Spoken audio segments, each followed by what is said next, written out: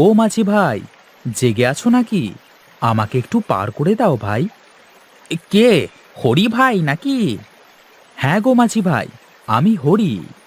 তা আজ তোমার ফিরতে এত দেরি কেন হরি ভাই? সে কথা আর বলো না গো মাঝি ভাই।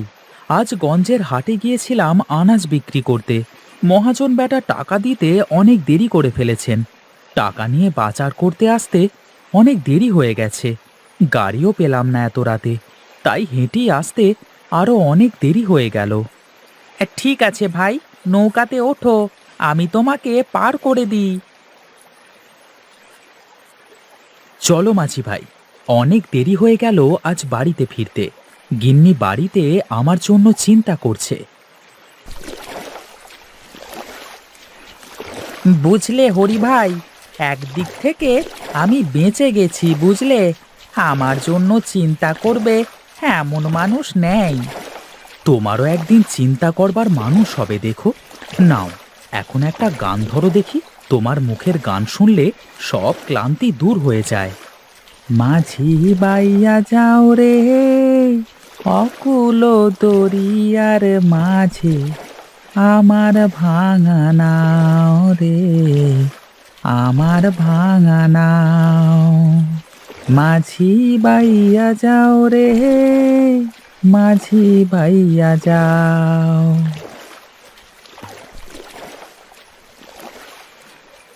পাড়ে এসে পড়েছি দাদা। যাও, তাড়াতাড়ি বাড়িতে চলে যাও। এই নাও ভাই, টাকা।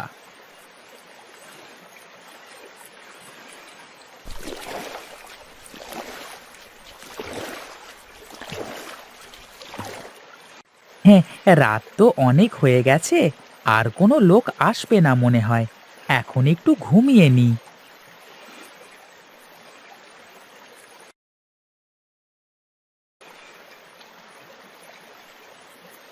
মাঝি ভাই, ও মাঝি ভাই, জেগে আছো? আমাকে একটু ওই পারে নিয়ে যাবে? এ, এত রাতে কে আসলো আবার? কে ভাই তুমি? তোমাকে তো এই গায়ে আগে কোনোদিন দেখিনি। আমি এক মুসাফির। আমার নির্দিষ্ট কোনো ঠিকানা নেই। আমাকে একটু পার করে দেবে ভাই? কেন নিয়ে যাব না? আমার কাজই তো মানুষকে নদী পার করে দেওয়া। ওঠো, তোমাকে পার করে দিই।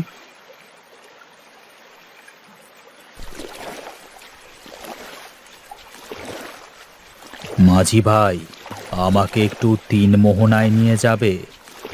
আপনি না বললেন আপনি নদীর ওই পারে যাবেন? এত রাতে তিন মোহনায় এখন কেন যাবেন?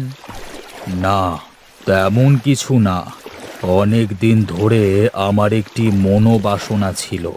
আমি মনে মনে ভেবেছিলাম আমার মনের বাসনা পূরণ হলে তিন মোহনায় গিয়ে এক ঘটি দুধ ঢেলে দিয়ে আসবো। যাবো যাবো করে আর যাওয়া হয় না। তা তো বুঝলাম, কিন্তু আপনি এত রাতে দুধ কোথায় পাবেন? আমি বাজারে দুধ বিক্রি করতে গিয়েছিলাম, তার থেকে এক ঘরের দুধ বেঁচে গেছে। তাই বলছিলাম আমাকে একটু তিন মোহনায় নিয়ে চলো। এত রাতে তিন মোহনায় যাওয়া ঠিক হবে না। তুমি বরং কাল এসো, আমি কালকে তোমাকে নিয়ে যাব। বোকা মাঝি একটা! তুই যদি আমাকে না নিয়ে যাস, তবে আমি আমার কার্য হাসিল করব কি করে? আজ রাতের চাঁদ ডুবে গেলি যে আমার এত দিনের প্রতীক্ষার পালা শেষ হয়ে যাবে। মানে, তুমি এসব কি বলছো? তুই আমাকে এক্ষুনি তিন মোহনায় নিয়ে চল, না হলে আমি তোকে মেরে এই নদীতে ফেলে দেব। দোহাই তোমার, তুমি এমনটা করো না আমার সাথে। ঠিক আছে, তুই আমাকে তিন মোহনায় নিয়ে চল, তাহলে আমি তোকে প্রাণ ভিক্ষা দেব। তিন মোহনায় গেলে আমরা কেউ আর বেঁচে ফিরবো না। আর তুই আমাকে না নিয়ে গেলে তুইও বাঁচতে পারবি না। মরবার যখন এতই শখ হয়েছে তোমার, তখন চলো।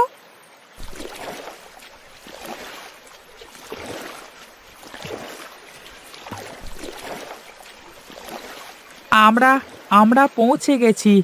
এইটাই সেই তিন মোহনা।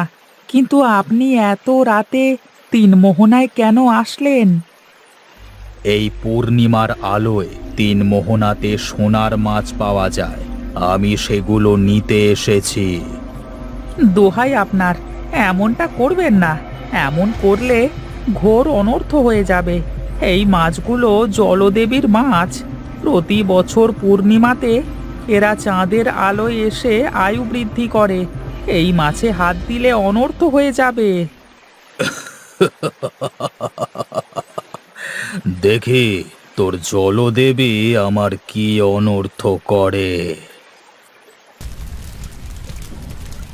আহ আমার চোখ, আমার চোখ!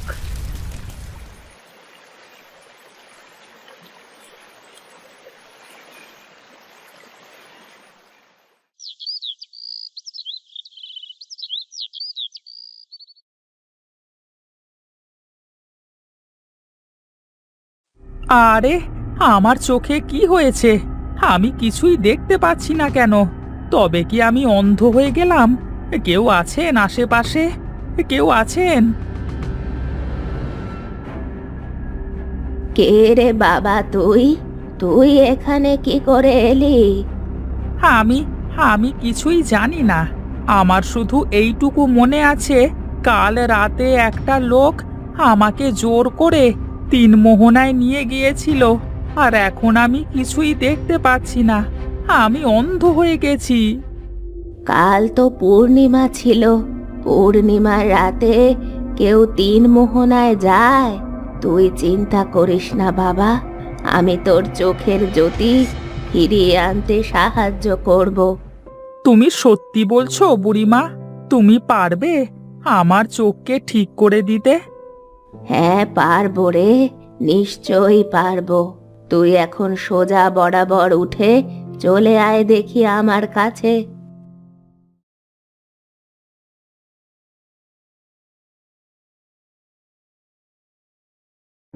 তা তোর বাড়িতে কে কে আছে বাবা? আমার এই দুনিয়ায় আপন বলে কেউ নেই বুড়িমা। আমার নিজের বলতে একটা নৌকা আছে। আমি নৌকা পেয়ে যা টাকা পাই তা দিয়েই খেয়ে পড়ে আমার কোনো মতে চলে যায়। কিন্তু এখন তো আমি অন্ধ হয়ে গেছি, নৌকাটাও তো আর চালাতে পারবো না। একদম চিন্তা করিস না। আমি অনেক আগে আমার বাবার কাছ থেকে শুনেছিলাম সামনের ঘন জঙ্গলে নাকি একটা মিষ্টি আলুর গাছ পাওয়া যায়। সেই গাছের আলু খেলে নাকি চোখের জ্যোতি ফিরে আসে। কিন্তু আমি একা একা কি করে ওই জঙ্গলে যাব? আমি তো চোখে দেখতে পাই না। তুই চল আমার সাথে, আমি তোকে নিয়ে যাব সেখানে।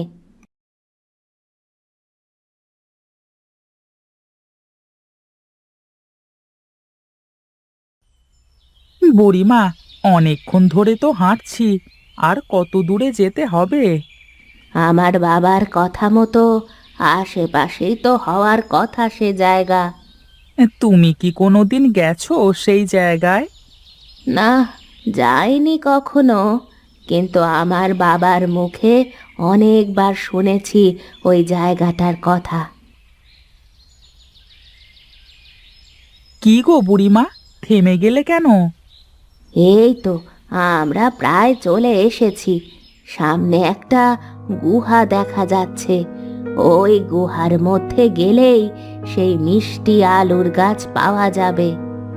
তবে চলো, গুহার ভেতরে চলো।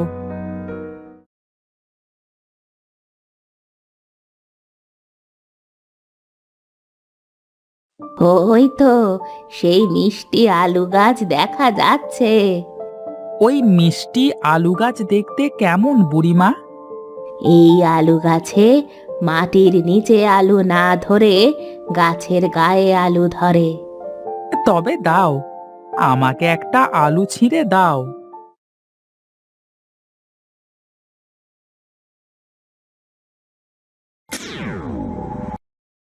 তোমাকে অনেক ধন্যবাদ বুড়িমা। আমি এখন সব দেখতে পাচ্ছি। আমি যে কি করে তোমাকে ধন্যবাদ দেব আমি সারা জীবন তোমার কাছে কৃতজ্ঞ থাকব।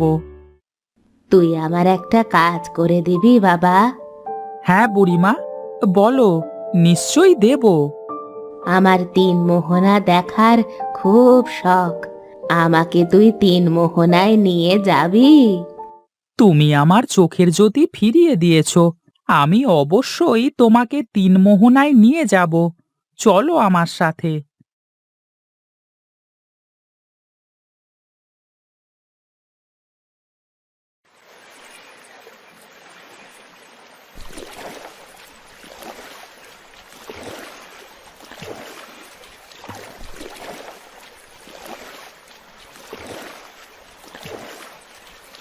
তুই অনেক ভালো মানুষ।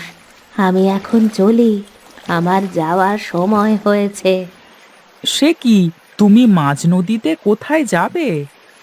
আমি কোনো বুড়ি না, আমি এই নদীর দেবী। আমার জাদুর প্রভাবে তুই অন্ধ হয়ে গিয়েছিলি, কিন্তু তোর তো কোনো দোষ ছিল না। আমার ভুলের কারণে তুই অন্ধ হয়ে গেছিলি, তাই আমি বুড়ির রূপ ধরে তোর চোখের জ্যোতি ফিরিয়ে দিয়েছি। মানে, তুমি এসব কি বলছো বুড়িমা? আমি তো কিছুই বুঝতে পারছি না। মজা করো না বুড়িমা।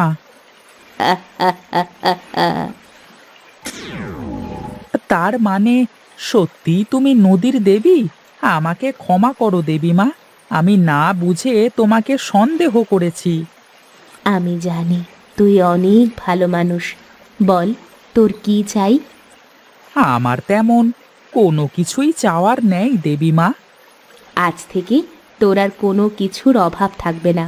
তুই এই নদীটাতে আমার নাম স্মরণ করে জাল ফেললে তোর জাল মাছে ভরে যাবে। সেই মাছ বিক্রি করে তোর সব অভাব দূর হয়ে যাবে। এই জন্যই বলে, বিধাতা যা করে মঙ্গলের জন্যই করে।